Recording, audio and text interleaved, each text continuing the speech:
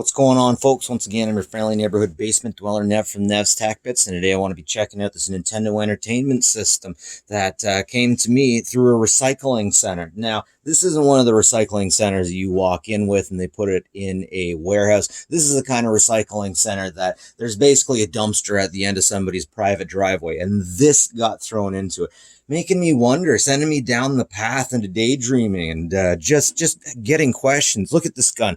This is the original gray gun. Of course, everyone's used to the red one. Can't take this one out, pew pew, or else you'll get shot up by the cops, right? Anyways, so this looks like it was one of the original Nintendo systems, telling me that odds are this was actually a home entertainment system to kids and their family.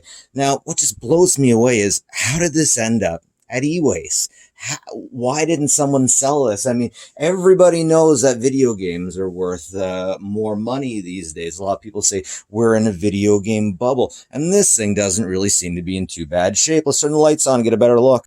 So I would expect to see a lot of gunk or garbage on this, and I do got some kind of yuck on it, but not the level I was expecting to see. So my dad knows a guy that works at or owns an e-waste bin, and he drug this up, brought it inside, and my dad decided he'd take it off his hands. So I found these all over the place. I found these in free bins. I found these things at the dumpster. And man, back in the day, a lot of people have a hard time stomaching this, but back in the day, in the small towns with the sanitary landfill sites, you used to be able to go in, drop a few things off, and take some things out, and you would be amazed what people throw out. There is so much useful things ending up in the landfill that people can reuse, like Nintendo Entertainment Systems. I think that was in 1998 we found a Nintendo Entertainment System. It was so cool that my family from Toronto would come out every Thanksgiving and we would go to the dump and we would pick stuff out.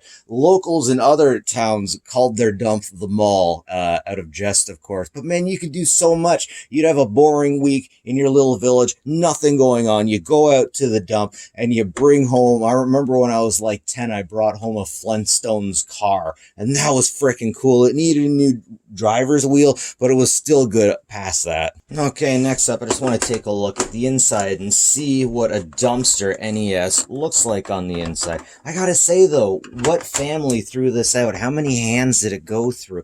Did it just end up in grandma's garage or something, and maybe she passed away and people just decided to clean things out? Maybe grandpa, because anybody else would know to sell this thing online. Like, this thing has to have a certain eBay value, and as I said, it definitely seems to be one of the originals. Maybe they decided they couldn't get it to work because they didn't have the hookups, but I, of course, the hoarding extraordinaire, will have some of these hookups. So we'll plug it in, we'll see if I can get it to work.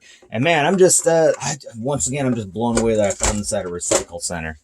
Actually, I should probably say I found this at the Ye Old Village Recycle Dumpster. Scrap metal dumpster. Okay, so we definitely got some yuck on there. It doesn't look as bad as it could, though. I'm not seeing anything spilt in there. I'm just smelling standard home and electronics. It doesn't even smell like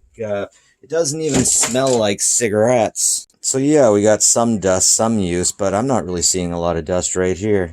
This definitely isn't the professional way to do it, but I'm kind of curious if I'll get any. Yeah, okay. So we definitely got some yuck going on in there, but I bet I could clean that thing out. So this is the piece in here, of course, everybody knows, that gives us the problems. The thing is, it pretty much stays the same in the same location, and when you press it down, it's supposed to make contacts with the contacts better. But this is from people blowing in it and whatnot. We get a little bit of rust, a little bit of grime getting in there. Yeah, boy, I knew I had some of these things kicking around. Does this make me a hoarder? Alright, so I was about to say that this sucker didn't get any power, but after leaving it plugged in for about 5 minutes, we finally get the blinky.